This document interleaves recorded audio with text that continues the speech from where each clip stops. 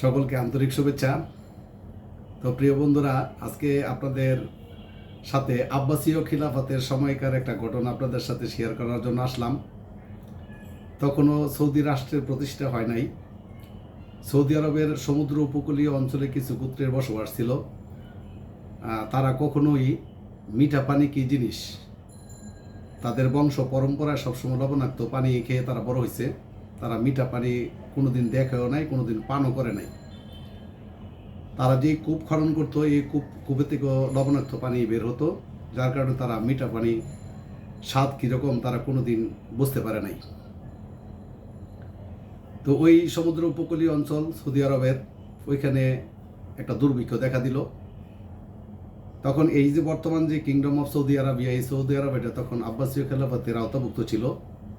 আর আব্বাসীয় খেলাফতের তখনকার খলিফা ছিলেন প্রখ্যাত শাসক হারুনুর রশিদের ছেলে আবদুল্লাহ মামুন। এই আবদুল্লাহ মামুনের সম্পর্কে আপনাদের অনেকেরই ধারণা আছে। উনি খুব ভালো একজন খলিফা ছিলেন।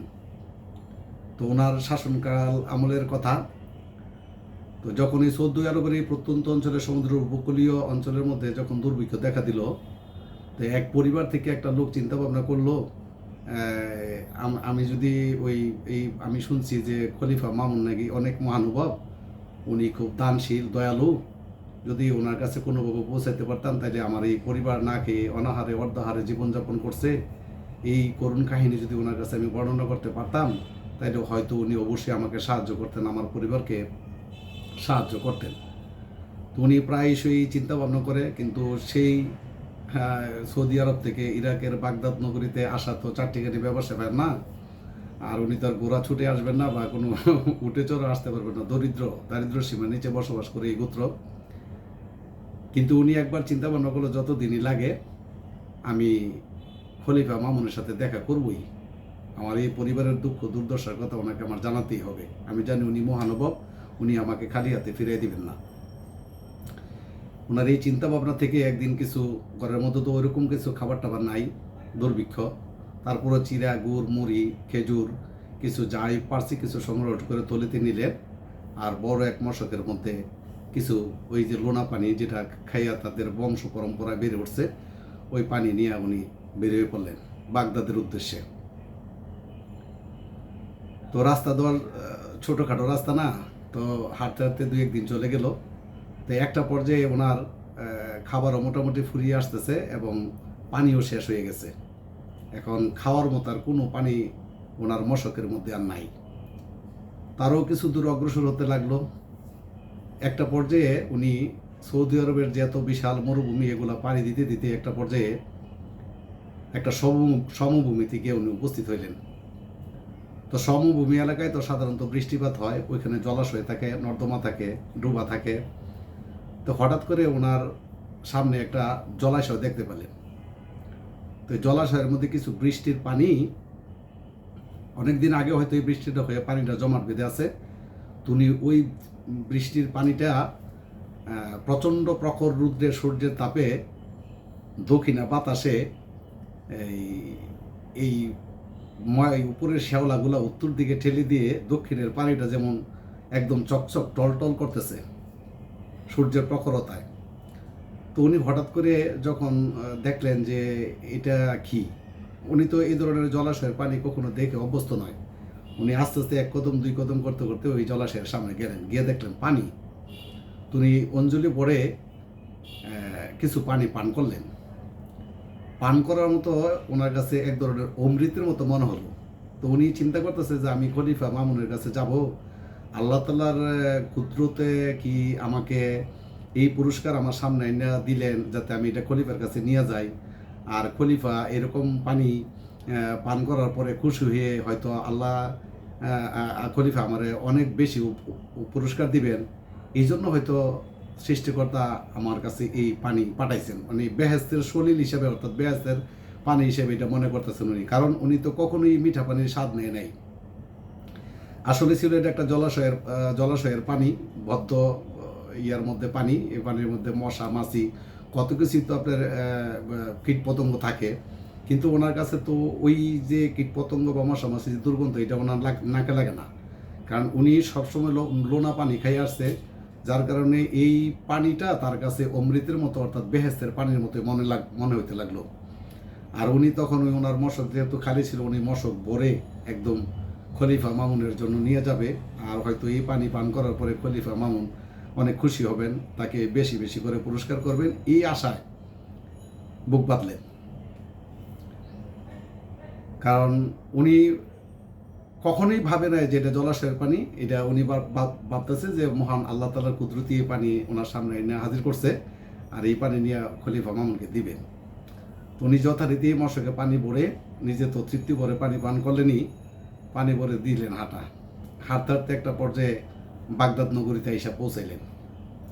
বাগদাদ নগরীতে আইসা পৌঁছানোর পর কোথায় খলিফার দরবার, কোথায় খলিফার কার্যালয়, কে কোথায় খুঁজবে উনি? তো বিভিন্ন মানুষের কাছে জিজ্ঞাসাবাদ করতেছে যে খলিফা দরবার কোথায়। তো একটা পর্যায়ে মানুষকে জিজ্ঞাসা করতে করতে করতে করতে এক পর্যায়ে খলিফার দরবারের প্রধান গেটে গিয়ে উনি হাজির হইলেন।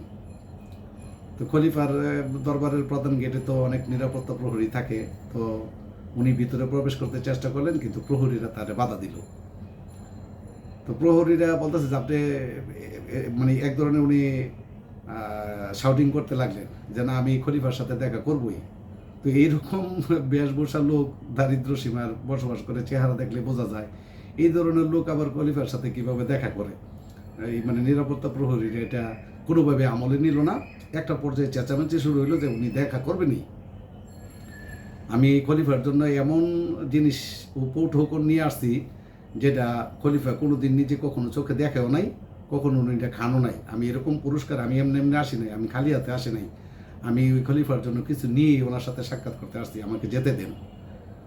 তো তো নাসুরবান্দা, নিরাপত্তা প্রহরীরা কোনোভাবে যেতে দিচ্ছে না। এর মধ্যে কিছু খাস দরবারের লোক এই জিনিসটা প্রত্যক্ষ করছিলেন। এই খাস দরবারের লোক গিয়া খলিফা আবদুল্লাহ মামুনের কাছে গিয়ে বললেন যে এমন এমন এক লোক আপনার গেটের মধ্যে খুব চিল্লাচিল্লি করতেছে, শাউটিং করতেছে, আপনার সাথে দেখা করতে চাই। কোথা থেকে আসছে জানি না, তবে জীর্ণ শীর্ণ বস্ত্র টস্ত্র দেখলাম তার পরিধানে পরা, হয়তো কোনো দরিদ্র শ্রেণীর বা অনেক নিচু শ্রেণীর লোক হবে, এরকমটাই মনে হইল। তো বারবারে বলতেছে আমিরুল মুমিনিন, উনি বলতেছে আপনার জন্য নাকি কি পুরস্কার নিয়ে আসছে, এই পুরস্কার নাকি আপনার জীবনে কখনো দেখানো নাই আর কখনো খানো নাই, এরকম পুরস্কার আপনার জন্য নিয়ে আসছে। উনি গেটের মধ্যে এরকম চিল্লাচিল্লি করতেছে।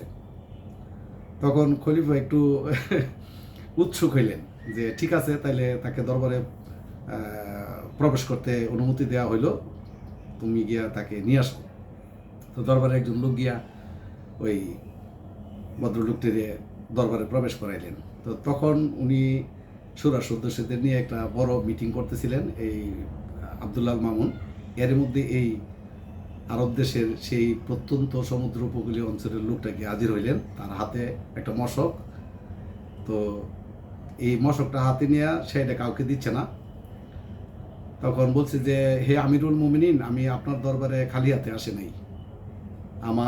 আমি আপনার জন্য এমন এক উপঢৌকন, এমন এক উপহার নিয়ে আসছি যেটা আপনি কোনোদিন দেখেননি বা কোনোদিন আপনি খাননি। তো খলিফা মামুনের তো একটু কিউরিওসিটি অর্থাৎ আগ্রহ বাড়লো, তো নিয়ে আসো। তো খলিফা তার আসনে বসা ছিলেন, তিনি আস্তে আস্তে ধীরে ধীরে ওনার সামনে গেলেন। তো দুই হাতে উনি এই মশকটা খলিফা আল মামুনের হাতে দিলেন। দেওয়ার পরে খলিফা আল মামুন এই মশকটা হাতে পাওয়ার পরে ওই মশকটা থেকে একটা কেমন জানি একটা পচা, মানে এরকম একটা গন্ধ তার নাকের মধ্যে গিয়ে লাগলো। তখন খলিফা আল মামুন অত্যন্ত বিচক্ষণ ছিলেন, সাথে সাথে ওনারে প্রশ্ন করলেন এটার ভিতরে কি? বলছে এটা বেহেস্তের পানি। আমি আসার পথে, তো তখন বললো যে আপনি কোথা থেকে আসছেন? তখন উনি ওনার জায়গার কথা বললেন যে আমি আরব দেশ থেকে আসছি, সমুদ্র উপকূলীয় অঞ্চলে আমাদের বসবাস, আমাদের এই গোত্রের মধ্যে দুর্ভিক্ষ দেখা দিছে, আমার সংসার না খেয়ে অনাহারে অর্ধাহারে প্রায় মৃতপ্রায় অবস্থা, এই জন্য আপনার কাছে সাহায্য প্রার্থনার জন্য অনেক আশা করে আসছি। তো প্রতিমধ্যে আল্লাহর কুদরতি এই পানি আমার আল্লাহ পাঠাইছে, আর আমি সেই পানি নিজেও পান করছি এবং আপনার জন্য ওই মশক করে নিয়ে আসছি। তো খলিফা তো বুঝতে পারলেন ঘটনা কি।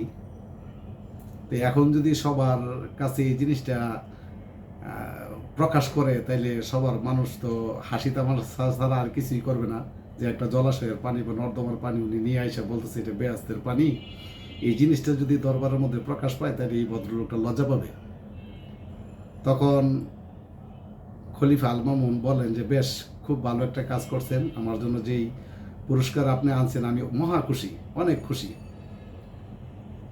কারণ খলিফা মামুন বুঝতে পারছিলেন যে এই লোকটা সারা জীবন লোনা পানি খাই আসছে, লবণাক্ত অঞ্চলে তার জন্ম, লবণাক্ত পানির অঞ্চলে তার জন্ম, সে কখনো মিঠা পানির স্বাদ কখনো নেয় নাই। আর আজকের এই জলাশয়ের পানি পান করার পরে সে মনে করছে এটা বেহেশতের পানি, এই জন্য আমার জন্য তো। কিন্তু সে প্রকৃতপক্ষে ভালোবাসাটা তো এই পানিটার মধ্যে বেহেশতের ভালোবাসাটাই আছে, বেহেশতের পানির ভালোবাসাটাই তার ভিতরে লুকাই রয়েছে। সে তো জানে না যে এটা একটা নর্দমার পানি, পোকামাকড়ে পচা দুর্গন্ধযুক্ত একটা পানি। কিন্তু এই দুর্গন্ধযুক্ত পানিটার ভিতরে যে তার ভালোবাসাটা লুকাই রয়েছে, যে আল্লাহ তাআলার তরফ থেকে পানি আসছে, আমি আপনার জন্য নিয়ে আসছি, সেই ভালোবাসাটা এই কম কম কিসের। তাই উনি অনেক ধন্যবাদ দিলেন যে আমি খুব খুশি হইলাম, আপনি আমার এই মনে এক উপঠোকন দিয়েছেন, আমি জীবনে কখনো এটা দেখিও নাই, কখনো এটা খাইও নাই, আমি খুব খুশি। যাক, একজনকে ডাক দিয়ে বলেন যে এদিকে আসো, এই মশকটা ভালো করে তুমি উপরের মুখটা ঢেকে আমার অন্দর মহলে নিয়ে রেখে আসো, এটা কেউ কখনো স্পর্শ করতে পারবে না, আর কেউ এটা খুলেও দেখতে পারবে না এটার ভিতরে কি আছে। উনি একমাত্র আমার জন্য এটা আনছেন, এটা আমি শুধু একমাত্র খাবো, আর আপনারা কেউ এটা ধরতে পারবেন না। যা হোক, তো মুখ সুন্দর করে ডেকে উনি এটা অন্দরমহলে একজনকে দিয়ে পাঠাই দিলেন, আর ওনার ব্যাপারে নির্দেশ দিলেন ওনার দরবারের লোকজনকে যে ওনারে যা যা সাহায্য দেওয়ার, যেটুকু পরিমাণ ওনার সংসারের প্রয়োজন সব কিছু মিটিয়ে দাও, কিছু সোনার উপর, কিছু অর্থকড়ি, কিছু গম ইত্যাদি দিয়া উট বুঝাই করে ওনার দেশে পাঠাই দাও।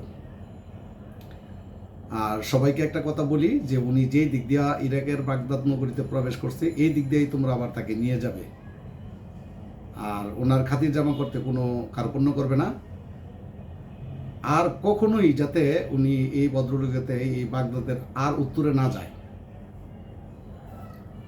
তো এই কথা বলার পর ওনার অনুসারীরা সাথে সাথে ওনার জন্য কিছু অর্থকড়ি, টাকা পয়সা, গম, খাদ্যশস্য এগুলো দিয়ে একটা উট বুঝাই করে, উনি তো মহা খুশি, এত কিছু দিয়া ওনারে ওইখান থেকে বিদায় দিলেন।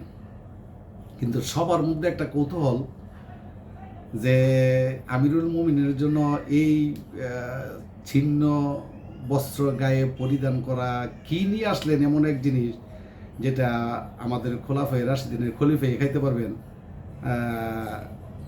আর আমরা এটা স্পর্শ করতে পারবো না, দেখতেও পারবো না, এটা কেমন জিনিস।